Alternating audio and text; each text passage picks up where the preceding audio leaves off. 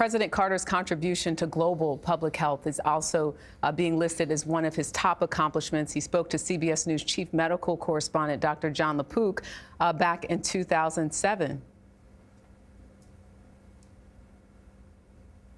I would say that the greatest challenge that the world faces today is a growing, increasing chasm between rich people and poor people.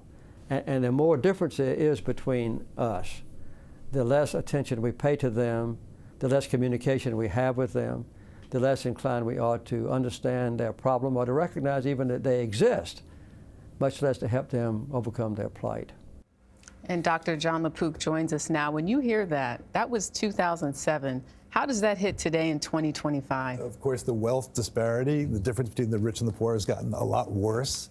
And it's a perfect example of how much he cared about the little guy and about health equity. And people have been talking about guinea worm.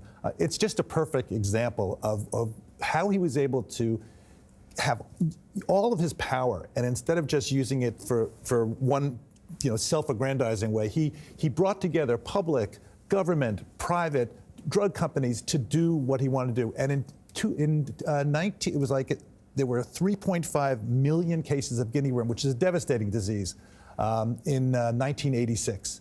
And he brought together all sorts of partnerships to try to eliminate that. And an example of how he used his political power is, of course, there was a big civil war going on in Sudan.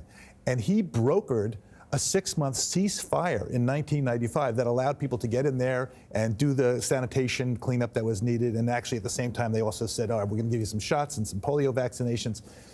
When I spoke at the very beginning, it was 3.5 million. And at the last count, there are 11 cases of guinea worm. Yeah. And this is just an example. I mean, he did the same thing with river blindness, where which is another devastating disease. It's spread by a black fly, and that was just a devastating problem. And he partnered with Merck. Actually, Merck developed a drug that was able to take care of it. And the problem was getting it the last mile to people in the villages. And so Merck said, okay, we're going to give it. We're going to donate it for free forever. And which they have done, but they needed the Carter people in the organization and getting the community leaders to be able to get it down to the people. Yeah. And the picture you're seeing there is President Carter's boyhood home in Archery, Georgia. Dr. LaPook, I want to talk to you about something that is coincidental to the Carter presidency, but certainly very important as we think about aging Americans now. Mm-hmm. Jimmy Carter spent much of his last part of his life in hospice care, a very long period of time.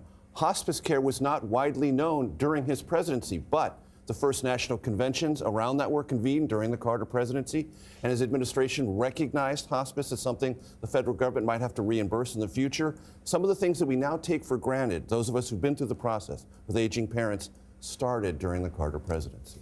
Yeah, and the fact that he went into hospice was very public about it. It was so important. I did a piece on it, and one of the most interesting things is there was a huge amount of stigma for people going into hospice. They said, I'm going into hospice. And the woman who I was interviewing in her 90s, she said, at first I thought, oh, I guess that means that's it for me, because you're supposed to have 6 months to live. Well, of course, he went, what, a year and a half. Right. So it's not so much that you're saying this is the end of your life. You're saying, how can we make whatever time is left the most comfortable? And in taking away the stigma of that, in fact, Carter, she told me, she said it was President Carter going into hospice that made it easier for her to do that. Mm-hmm. And actually, interesting statistics is that people who go into hospice actually live a little bit longer.